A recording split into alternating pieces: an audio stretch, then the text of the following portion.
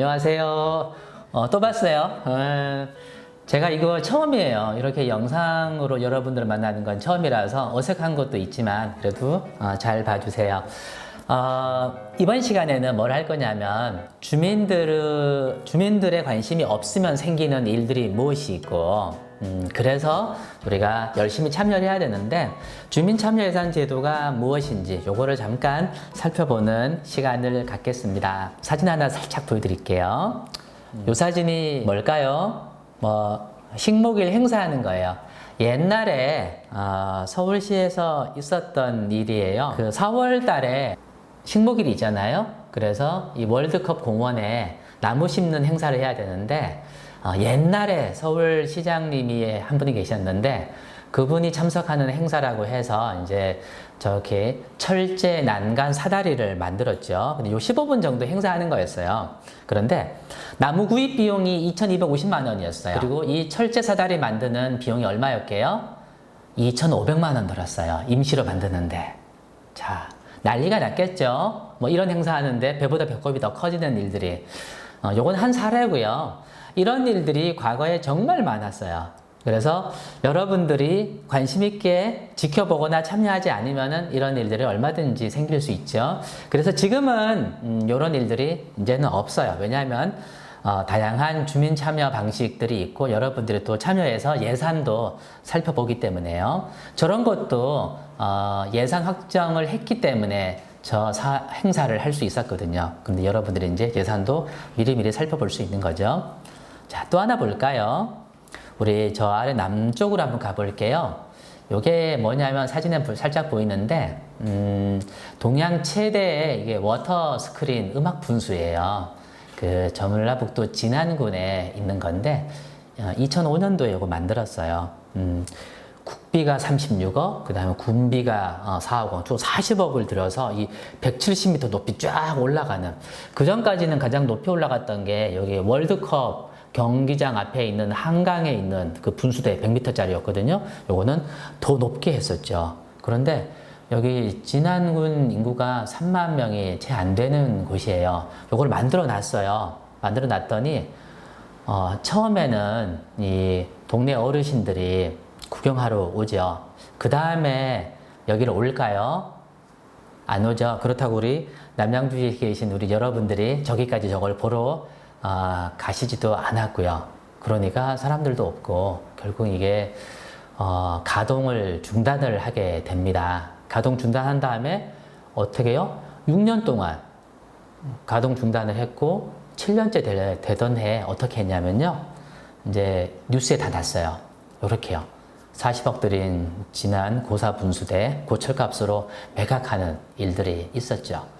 우리가 주민들이 참여하면 이런 일들이 없을 텐데 우리가 살짝 무관심하면 이런 일들이 생기죠. 그래서 여러분들의 관심이 아주 중요한 거예요. 몇 년 전에 이런 뉴스가 났어요.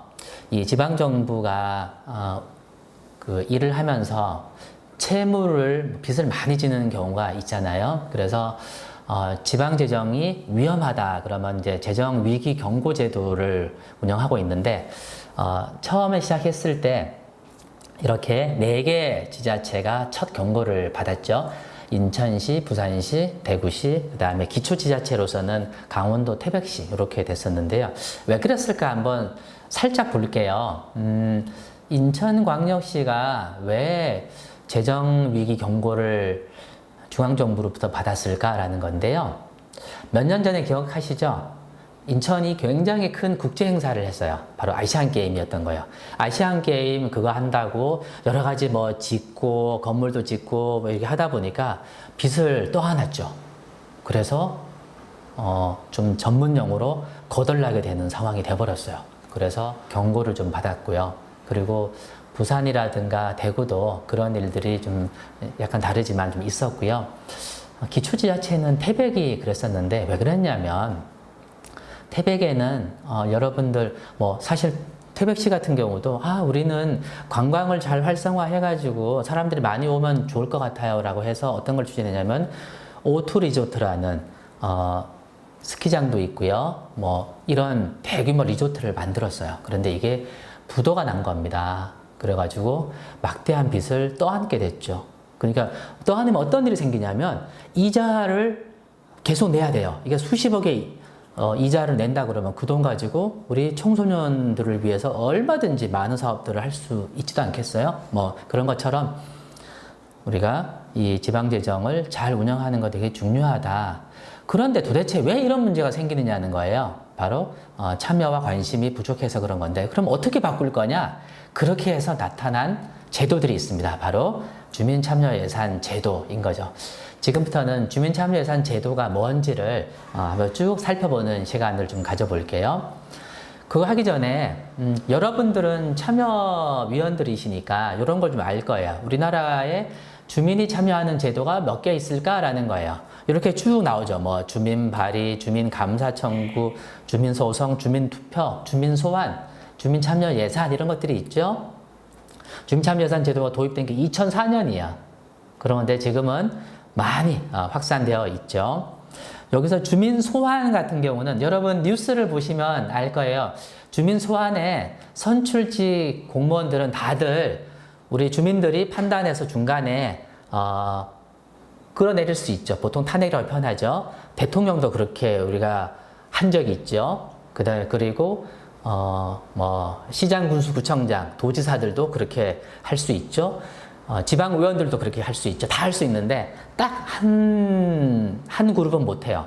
국회의원들은요. 국회의원들이 법을 만드니까 자기들만 쏙 빼고 이게 주민 소환을 중간에 이제 끌어내리는 이런 거를 할 수 있도록 자기들만 빼고 이거 해놨죠.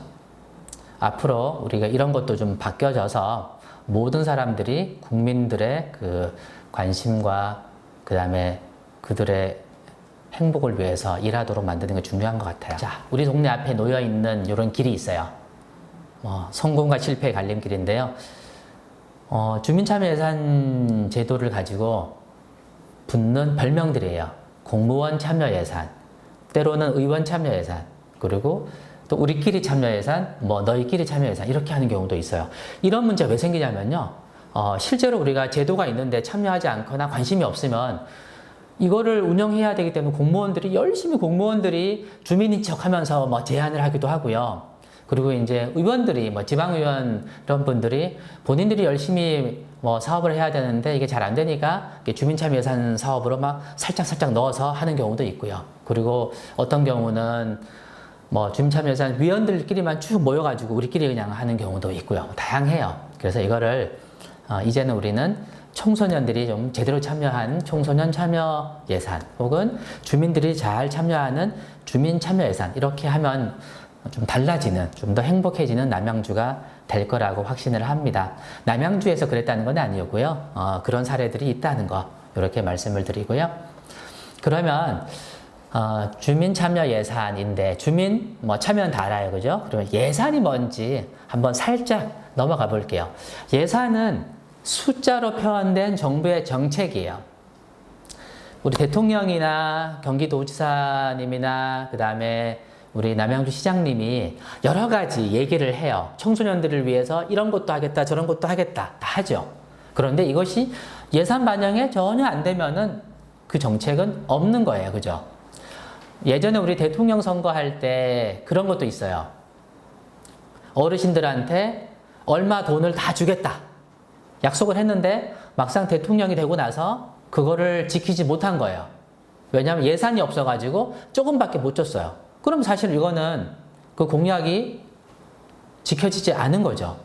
아무리 말을 했다 하더라도 예산으로 뒷받침되는 게 되게 중요하죠. 그래서 예산이 중요하다는 거예요. 그런데 이 예산을 결정할 때 우리가 판단을 두 가지를 해야 돼요. 하나가 뭐냐면 가치 판단. 이것이 정말로 바람직한 것인지 혹은 다른 사업에 비해서 정말 우선순위가 있는 건지 지금 해야 되는 건지 가치를 판단해야 되고요. 그리고 이 사업을 했을 때 정말 어떤 효과, 좋은 효과가 있는 건지 이 사실에 대한 판단을 해야 한다는 거예요. 이 두 가지에 대한 판단, 이런 것을 꼭 해야 된다. 그래서 앞서서 있었던 사례 한번 볼까요? 식목일 행사에서 철제 난간, 임시로 15분짜리 행사를 위해서 난간 만드는데 훨씬 더 많은 돈이 들어갔죠. 이거는 이 효과가, 이 사업이 정말 바람직한가? 그다음 그 재원 지출을 했는데 이게 효과적인가? 차라리 그 2,500만 원을 묘목을 샀으면 2배의 묘목을 심을 수 있었던 거잖아요. 이런 것들 생각할 수도 있고요. 그리고 주민 참여 예산 제도를 한번 보면 주민들이 예산 편성 과정에 직접 참여해서 그 내용을 제안하고 결정하는 거예요. 요건 사실 브라질에서 처음 시작했던 것이긴 합니다. 왜 시작했냐면 참 슬픈 일이 있어요.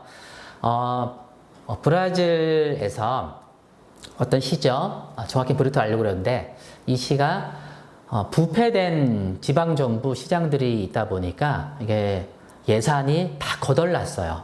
그리고 완전히 좀 바꿔보자 해서 새로운 시장이 왔습니다. 왔더니 돈 쓸 수 있는 게 없는 거예요. 돈이 정말 없어서요. 어떻게 할까 하다가 이 없는 돈, 적은 돈이라도 주민들에게 결정권을 줘서 주민들이 필요한 사업의 우선순위를 정하도록 해보자. 그렇게 해서 했던 거예요. 그런데 그렇게 한번 해보니까 주민들한테 필요한 사업들이 우선적으로 선정되는 거예요. 그래서 이것이 전 세계적으로 확산되는 계기가 됐죠. 그런데 이 주민참여예산 할 때 어떤 가치가 있냐면요. 첫 번째, 참여와 관심. 이거 굉장히 중요한 부분입니다. 이런 가치를 실현하는 거고요. 그리고 이 참여예산을 할 때는 반드시 대화와 소통이 있어야 돼요. 주민들과 뭐 대화도 나누고 그리고 사업 제안도 하고 그 사업 제안 배경이 무엇인지 의견도 들을 수 있고 소통하면서 결정하는 거죠. 그리고 배제가 아닌 포용을 하는 거예요. 공무원들만 예산 결정을 하게 되면 정말 어려운 상황들, 잘 모르는 상황도 있을 수 있거든요. 근데 이런 것들 배제가 될 수 있는데 주민들 같은 경우는 그렇지 않아요. 우리 이웃의 어려움을 너무나 잘 알기 때문에 그분들을 포용할 수 있는 사업들이 채택이 되고 제안도 되고 결정되고 이럴 수 있거든요. 그래서 포용하는 것들이 많이 있어요. 실제로 어떤 일이 있었냐면요. 어떤 지자체에서 주민들이 이런 걸 했어요. 장애인 테마 여행 보내주기. 이런 사업을 한 겁니다. 장애인들은요, 여행 가는 게 너무나 어려워요. 그런데 이 장애인들의 그런 어려움을 알고 있었던 주민들이 제안을 하는 거죠. 그래서 테마 여행을 보내드린 거예요. 근데 장애인들이 처음에 놀랬죠. 우리들을 위해서 이웃 주민이 이런 사업을 제안했고 그래서 우리가 갈 수 있었구나. 이 장애인들은 얼마나 이웃 주민들에게 고마워했을까요? 그래서 이분들도 우리는 하나의 공동체이구나 이런 거를 느끼게 되죠. 그래서 참여예산의 가치는 정말 참여와 관심을 통해서 지속되는 것, 그리고 대화와 소통을 통해서 진행되고 그런 과정 통해서 배제가 아닌 포용이 실천되는 이런 가치들이 있습니다. 아까 말씀드렸죠. 이 참여예산 사업은 전 세계적으로 이렇게 시행이 되고 있어요. 네, 지금 또 살짝 뉴스 하나 보여드릴게요. 참여예산 사업이 잘 되긴 하는데 또 이거 사실은 지금 보여드린 거는 잘했던 도시의 사례예요. 그런데 운영하면서도 이렇게 좀 아쉬운 점도 있다는 것을 살짝 보기 위해서 준비했습니다. 같이 볼까요? 주민참여 예산제는 2011년부터 의무화됐습니다. 말 그대로 주민들이 지자체 예산 편성에 참여할 수 있는 기회를 주기 위해 도입됐는데요. 성북구는 주민참여 예산제 선도 자치구라 불리며 좋은 평가를 받고 있습니다. 하지만 일각에서는 정반대의 평가도 나오고 있습니다. 어떤 이유에서일까요? 집중 취재 와디슈에서 알아보겠습니다. 올해 추진된 성북구 주민참여 예산 현황입니다. 구단위 사업 20개, 동단위 사업 75개가 진행됐고 모두 11억 5천여만 원의 예산이 집행됐습니다. 여기서 눈여겨볼 것이 있습니다. 바로 장애 1동, 주민센터 온수 보일러를 교체하는 데 5천만 원, 또 주민센터 에어컨과 창문을 바꾸는데 1,500만 원이 사용됐습니다. 동청사 관리비가 있음에도 불구하고 모두 주민참여 예산으로 집행됐습니다. 월곡 1동도 상황은 마찬가지. 주민센터에 CCTV를 설치하고 주차장 센서 등을 바꾸는데 1,000만 원이 들었습니다. 이 역시 모두 주민참여 예산으로 진행됐습니다. 문제는 또 있습니다. 성북구 주민참여 예산으로 설치된 무단투기 감시용 CCTV입니다. 주민참여 예산의 가장 큰 비중을 차지하고 있는 사업이기도 한데요. 여기서 중요한 것은 과연 이 CCTV 설치 사업이 주민참여 예산의 취지에 맞는지는 생각해볼 문제라는 겁니다. 올해 진행된 75개 동단위 사업 중 15가지가 CCTV 설치 사업. 내년 역시 70개 사업 중 22개 사업이 CCTV 설치입니다. 성북구에서 별도의 예산으로 CCTV를 설치해 왔는데 굳이 주민참여 예산까지 CCTV를 설치하는 데 써야 하냐는 이야기입니다. 기존 사업이 아니라 주민의 시각에서 필요한 사업을 제안하고 예산을 편성하는 것이 주민참여 예산제의 기본 취지이기 때문입니다. 네. 잘했던 그런 도시였어요. 제가 과거에 이 지자체 참여예산 강의도 많이 하고 진행하는 것도 많이 했었는데요. 근데 잠깐 주민들이 이렇게 살짝 관심이 떨어지거나 그럴 때 이런 일이 생기기도 합니다. 이런 거를 우리 남양주시에는 없었으면 좋을 것 같아요. 그러면 이제 본격적으로 주민참여예산 제도가 뭔지 한번 살펴볼게요. 이거는 시청의 예산 집행에 있어서 주민인 우리들이 참여해서 결정하는 거예요. 왜 그럴까요? 이게 바로 지방자치 이념의 실현이거든요. 그러니까 우리가 낸 이 피 같은 세금, 돈이잖아요. 그래서 이거를 우리가 주민들이 직접 참여해서 결정하는 거. 지방자치는 그런 의미가 있는 거죠. 지역 주민들 스스로가 결정하는 이런 거고요. 또 아까 그랬죠? 모든 정책이 숫자로 표현된 게 예산이니까 예산을 우리가 결정한다는 것은 모든 정책 결정을 한다는 것과도 의미가 같죠. 자, 두 번째로요. 시청 예산 집행에 있어서 주민은 내가 감사를 하는 거죠. 요새는 참 많이 나아졌어요.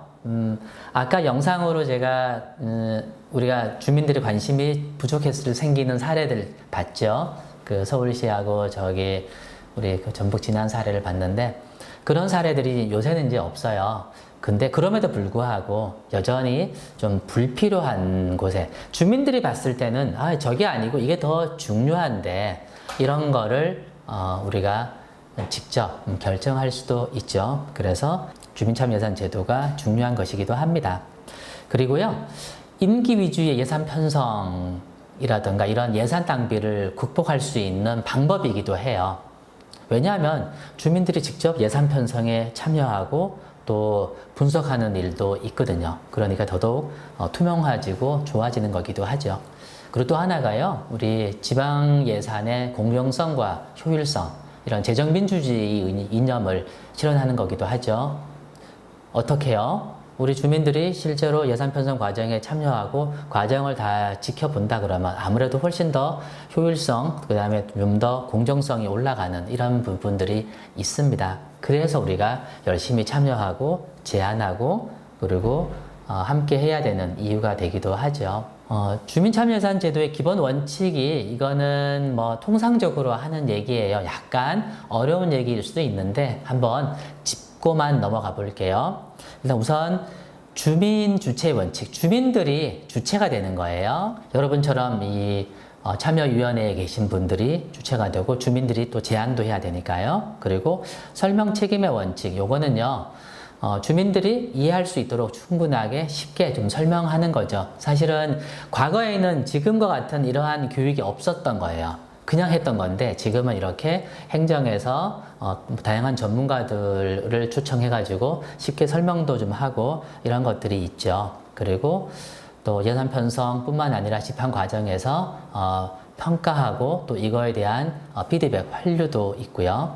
그리고 이 모든 과정은 민관 협력의 원칙으로 진행된다는 거, 민관의 협치라고 표현 많이 하죠. 이런 기본 원칙들이 진행이 됩니다. 자, 이번 시간 마지막으로 이 참여예산 제도의 일반적인 기본 절차를 한번 볼게요. 이건 통상적으로 이렇게 절차가 진행되는 거예요. 1년을 온전하게 봤을 때 이런 거예요.